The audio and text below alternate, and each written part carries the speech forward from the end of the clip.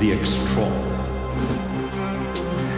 You can't do this to me anymore!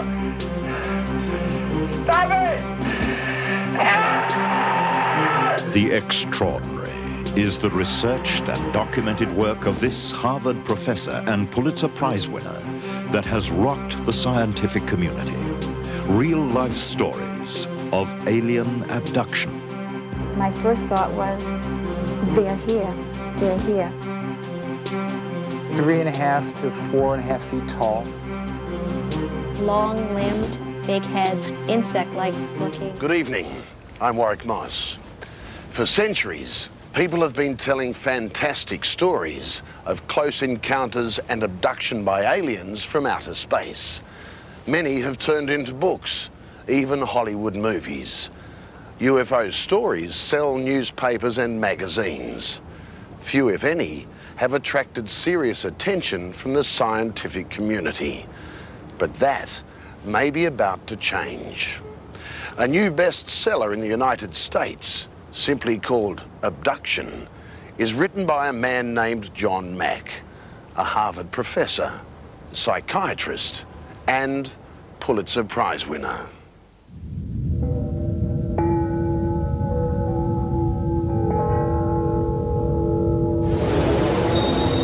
First thought was, they're here, they're here. 3.5 to 4.5 feet tall. Long-limbed, big heads, insect-like looking. They've come for me most times in the middle of the night, sometimes in the daytime. They are very, very intelligent. I remember yelling at these things and saying, stop this, I hate what you're doing to me. I was shaking, I was really trembling, and every cell in my body was like I was afraid. I was terrified. It happens anytime, anywhere, over and over, to those who share an experience they cannot entirely define. Like many who say they are abductees, Peter Faust has been visited many times. They have taken him to their ship. He never knows when they will return. What happens after I'm hit with the light is that I'm taken aboard a ship. Normally I'm placed on a table. The beings kind of look at me, probe me, sometimes take sperm samples.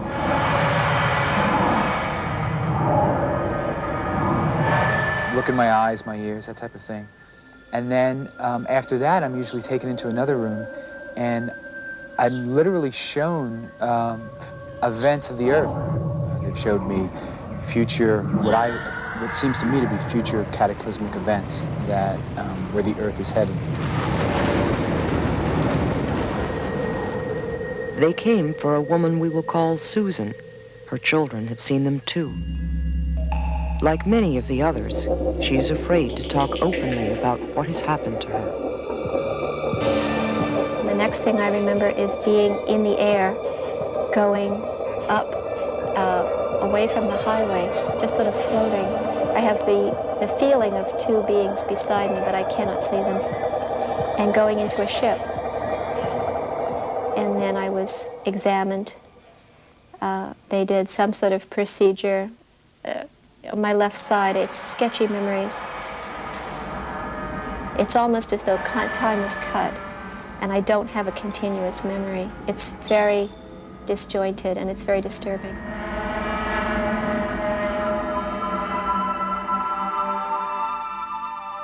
Marketing executive Joan Victoria says she has been visited since childhood. They were these 5 beings, these small, short type of life forms. And I remember running to the back door of my parents' home, trying to get in.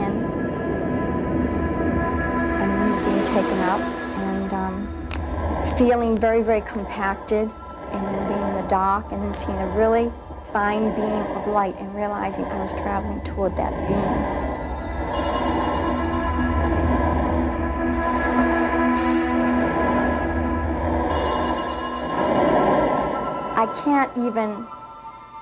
I can't even convey to anybody the terror that was felt by that child at that time. It would take, you know, literally your breath away because you were so afraid. Dr. John Mack is a respected Harvard psychiatrist and a Pulitzer Prize winning author. Despite a reputation and a career to lose, he insists publicly that he has over 90 patients who have been abducted by aliens. Today, his professional life is devoted to his program for extraordinary experience research.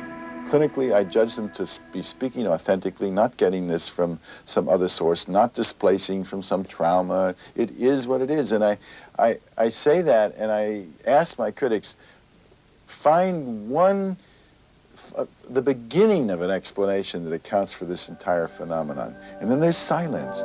Each thought he was alone, almost hoped to be found delusional. Instead, they found they share an extraordinary reality with hundreds of others. Each story like all the others.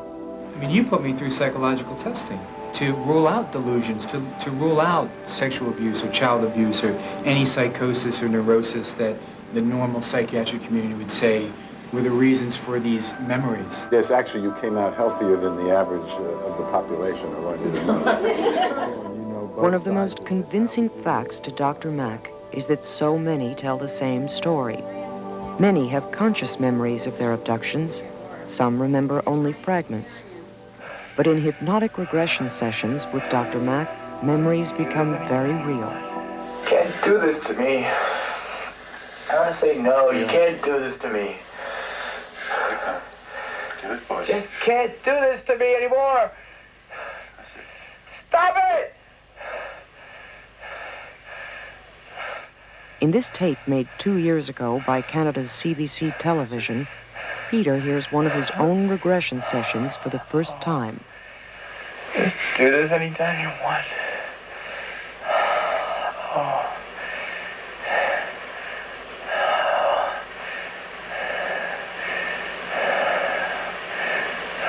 That's it. What's happening? They're taking me. Where are you? I'm laying on a table. How old are you? 18, 19. Want to express it more? The anger?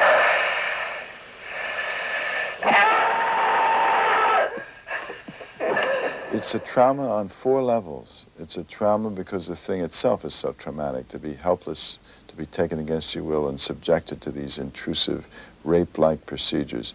It's traumatic because of the isolation that people feel. They can't talk about it. The parents will say, well, that's your dream again, your nightmare. Thirdly, it is philosophically shocking to people's worldview. I mean, this is not supposed to be. This, in our worldview, this is beyond extraordinary. It's impossible. And then the fourth thing is that it can recur at any time. I mean, it's not like other traumas that are over when they're over. They can be taken again.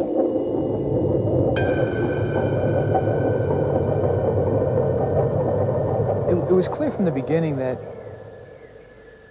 the sperm that was being taken from me was for some reason. And I wasn't sure of that, but I was aware that it had something to do with breeding and reproducing. And then it became clear to me later that I was somehow producing offspring. I have been presented with children that are half human, half alien, and been told that they're mine. From the stories that I'm hearing from others, it seems like there is a widespread breeding program going on. Susan insists she has carried alien pregnancies. I started to lose my waist. After about 4 months, it became unmistakable. I could feel the baby rolling and kicking. I had colostrum come in. Now this is critical. Your husband Had a vasectomy, yes. It was not his child, obviously, and I'm as faithful as the day is long. I had no explanation for it. Between the time that I went to see Dr. Mack and then the time that I went to see the gynecologist, the baby was taken. And I woke up in the morning knowing that the child was gone. Susan says every member of her family has seen the aliens. Both your children have had encounters. My daughter has had one encounter where she woke up around 7 in the morning to find a gray alien standing in her bedroom. I was woken up to hear my daughter screaming. When my son has things happen, typically I will have the same thing happen the same night. You know, he'll talk about the little man coming. Susan says her husband never believed her until he had an experience of his own. My husband didn't believe me at first, which I fully understand. Here he is sleeping in the bed next to me and he wasn't seeing anything. This went on for about 6 months with me trying to convince him. Finally, when I got to the deepest level of frustration, they came to the bedroom one night and showed themselves to him. And from that day on, he's been a staunch supporter. He believes because he's seen them. Peter's wife, Jamie, faced an impossible choice. Either her husband was crazy, or what he experienced was real. A powerful experience that she is excluded from, perhaps forever. I think that what affected me the most is that in feeling the withdrawal in our relationship and then finding out that there was a female alien that Peter was connected with, it felt that he couldn't, there was a time when I said, it doesn't feel like you're here with me. You know, are we in relationship here together or what? And his answer was, no, I'm not here totally with you. I am split. The emotional splitting, like the splitting of his heart, perhaps we might say, that it's half here and half there.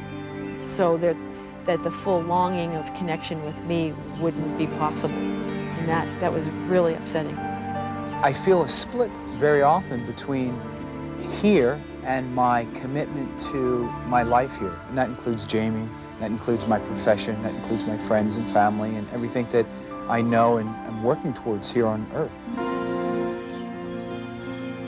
And what I also feel is this deep involvement with the extraterrestrials, and that I've had some kind of ongoing relationship with them since I was a child.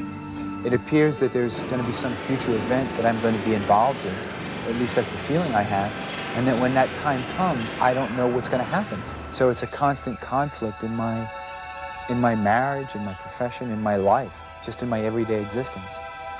So I have to keep reminding myself that I am Peter, I am married, I am a human, I live here, I have a job, I have my work, my clients, and that this is what's important today. And when and if the ETs show up, then I'll deal with that when it happens.